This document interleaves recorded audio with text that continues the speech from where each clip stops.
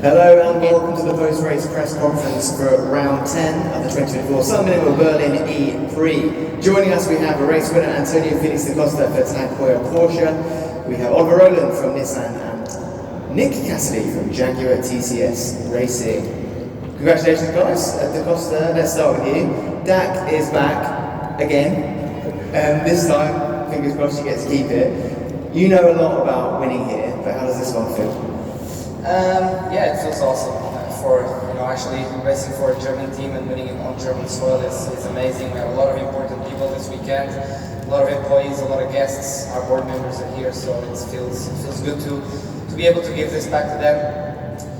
But yeah, Berlin's been a good place for me in the past. It's also been cruel at times, but yeah, good memories here, and happy to add this one to the memory pool. Give us a little bit of insight into what it must have been like behind the wheel in the closing stages of that race, because it looked very stressful. It was, but the closing stages are actually the more calmer ones. It's the first 25-30 laps that are tricky. Awareness, I think, is the key word here. Try and keep your car clean. Try and put it in the right place at the right time. Yesterday we got it a little bit wrong. Today I was able to be a bit smarter on my decisions and be at the front when the time mattered. Also, we do have an efficient car, and I'm able to build up energy nicely. And yeah, but obviously a lot of work goes into this. A lot of prep, a lot of sim, a lot of creating scenarios in your head, and obviously you're racing so many talented drivers and teams. And on top of all of that, you're going 6 wide and trying to save energy. It's just a mess, but. It's fun. It is fun. It is very stressful, but it's fun. Like you said before, home race for the team, a huge win as well. So my question is, if Dak is now officially back, if that is the case, what's the target now for the final 3 double headers? Because if my maths is correct, 174 points up for grabs. We seem to do well in these type of races. Yeah, still got Pascal up there, and I think at the moment that's a big push from us. If we do get the win back from Nissan, maybe, that's being contested and protested, or however you want to call it. But I'm not really thinking that, and I think you could see how these guys race me, and they raced each other. I think they were kind of happy to let me go and not get involved in the mix. And obviously I have a little bit less to lose right now, so wins are more important to me than finishing 5th or 6th. So. Yeah, let's see. Still a long season, but to be fully honest with you, the championship's not really on my mind. Thank you very much. Oliver, let's move on to you. P16 to the podium. I'm trying to fix the order, 16th to the podium. Another huge climb. Capitalised again, this is where I want to come to you, on making up a lot of those positions early on, like we saw yesterday. And then you had the chance to save under the safety cars. Is that part of the plan, to push early and hope that kind of strategy pays off? Honestly, I was sat on the grid, I had no idea what to do. We discussed the options of saving and coming through a bit like Nick did yesterday, but obviously the targets were higher. In the end, I didn't come straight away. I waited 5 laps, saving quite a lot, and then I knew that the next 5 laps were critical, and that's when I made a lot of moves. And I also feel like that was a point in the race where the leaders tend to not want to lead, and it's quite slow, so you can quickly make up places because it's very packed. That's what we did. We got to the front, and actually the energy numbers were reasonable considering I'd had to make up all those places. Yeah, and then it was about staying there. It honestly wasn't easy racing 2 Jags and 2 Porsches and being a little bit alone. I think everybody raced relatively fairly, but they always want to kind of look after each other a little bit, which is what I do also in the same situation. So it wasn't easy, particularly after the restart. Got shuffled back a little bit, but yeah, managed to stand on the podium from 16th was an incredible result. You mentioned it there in terms of the race. There was a lot of contact in the race, which cost a lot for a few, but you seemingly unaffected even without having a fully intact front wing from quite early on. How? Well, Nissan must be big, strong front wings, I guess. Yeah, look, I had bits of contact. I mean, there was a couple of occasions where I was quite aggressive and it was more wheel to side pod. I would say that there's an element of luck and being unlucky when the wing gets kind of caught under the car. Today I was lucky. It's really tricky because when at times in that race when I said, right, I'm happy, I don't want to move any further forward, I get swallowed up all of a sudden.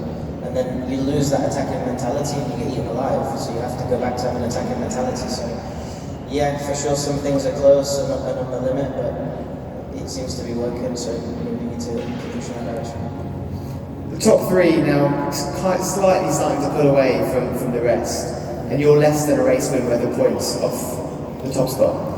Surely now it's all about trying to look at that championship, and you can't keep saying race by race. Surely now there is a target now.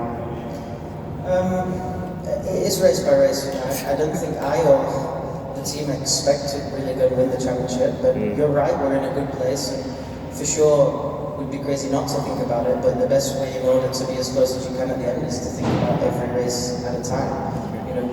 We particularly have challenges here in qualifying, other races in certain other aspects, and we have to focus on making sure that these items are assessed and that we have the strongest package available. I think we can't keep qualifying on the 8th row and expect to keep getting podiums. I know it keeps happening, but if you want to win the championship, that can't happen, so we need to go away and understand in qualifying how to be better, and it'll make our lives much easier in the race. But yeah, I guess I'm in the hunt, but I would say a bit of an underdog, but I quite like that. I'm not so sure you're an underdog anymore, not of these performances. Last question for you. Nick, you've got Love Story, you've got Backstreet Boys. If you do get a win and you're on the top stripe of the podium, now's your chance to make official requests for the song. I didn't choose Backstreet. I mean, I do like it. You said Dax back, so I said Dax Street's back. It just works. I need to think about it. Let me know. Okay, Nick, moving on to you. Very, very eventful race today. But I want to get an idea of your experience today versus yesterday. Yeah, an eventful race. Ultimately, it's been a fantastic weekend. I'm proud of my guys and girls. We turned things around, I think, a bit overnight in a really fast package today, and it's been a really good day. There was a point where it looked like the podium position might have slipped away. Can you talk us through some of the points that you made over the radio, what you thought needed to happen to maximise the chances for you and the team?